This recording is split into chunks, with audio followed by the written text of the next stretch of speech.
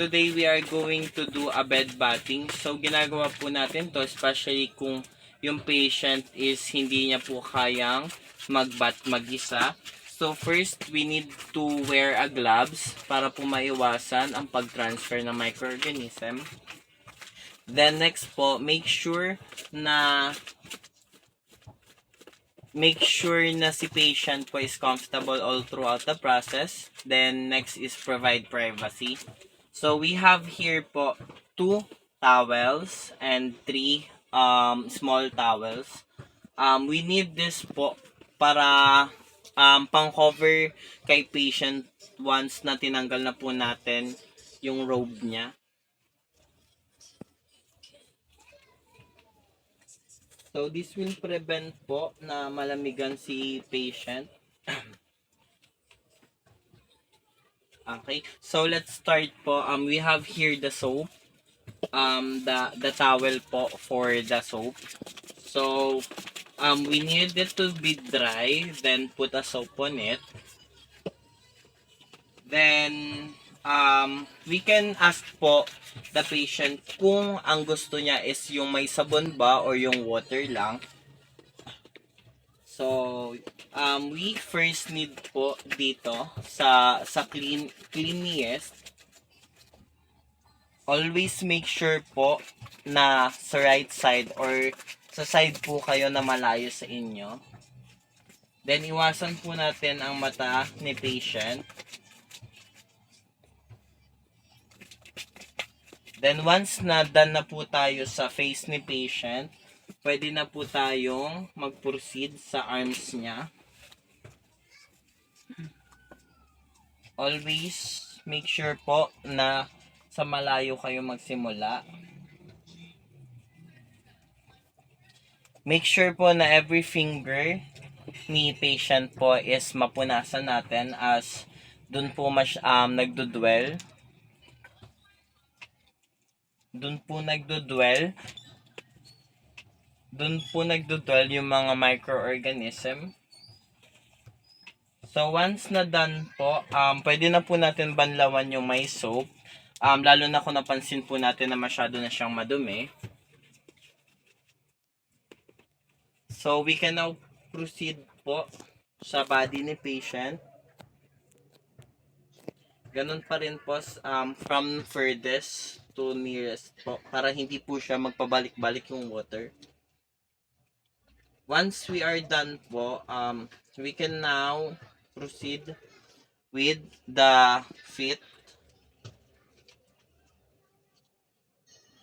Make sure po na lagi naka-cover si patient para hindi po siya nilalamig. Then after po nun, lahat po ng mga naiipit, kailangan po natin mapunasan ng maayos as dun po masyado nagdodwell ang microorganism. Then after po neto, pwede na po natin banlawan as we are going to proceed po sa private parts ni patient.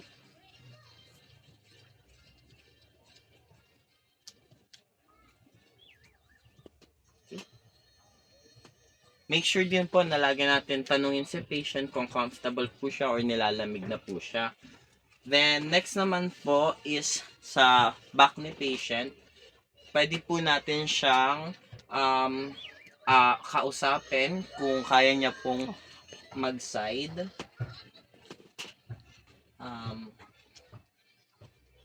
Pwede po ba kayong umurong po sa side? Okay? So, ganun pa rin po from cleanest to dirtiest. Then, after po neto, pwede na po natin siyang sa kabilang side. Dito naman po sa kabila. Yung kamay po ni patient, always make sure po na nakapataas po siya sa may ulo. Then, yung paa niya po naka-cross.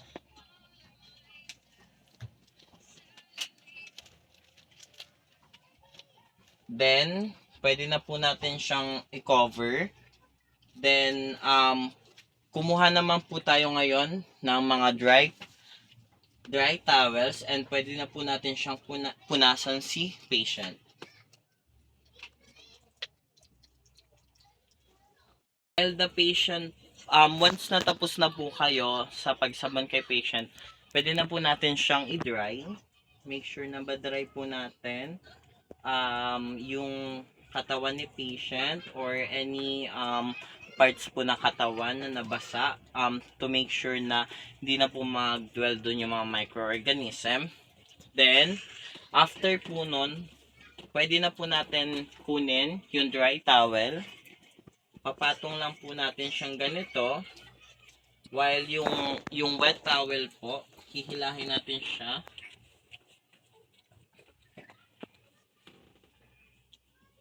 Okay.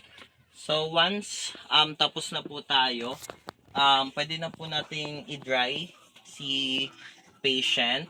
Then papalitan na po natin siya ng robe.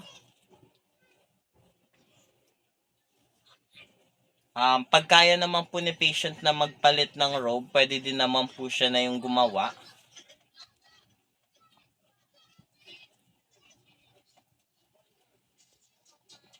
Then once done,